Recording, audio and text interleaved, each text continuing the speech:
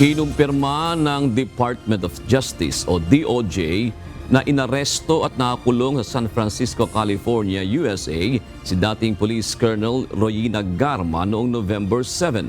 Ayon sa DOJ, ipinag-utos na ni Secretary Crispin Boying Remulla kay Immigration Commissioner Joel Viado na asikasuhin ang pagpapauwi kay Garma dito sa bansa. Dagdag pa ni Remulla, nagtitiwala silang makikipagtulungan pa rin si Garma sa lahat ng nagpapatuloy na investigasyon. Samantala, sabi naman ni Department of the Interior and Local Government o DILG Secretary John Vic Remulla, na ditene si Garma at anak nito matapos makansela ang US visa. Wala siyang hold departure order. She's not been charged with a crime, kaya pwede siyang lumabas ng bansa. Kasama niya ang kanyang anak na babae. As far as we know, and it's been verified that she had no departure order, she had a visa.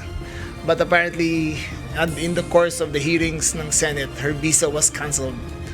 So, nagbaka sakali yata siya na pumunta ron, dumating siya sa Amerika. Ang US Immigration INS, ang US INS, ang nag-flag sa kanya, detained sila, and they are in the process of being sent home back here to the Philippines. Dagdag pa ng DOJ, handa naman silang isailalim si Garma sa Witness Protection Program o WPP dahil mahalaga siyang witness ng House Quadruple Committee.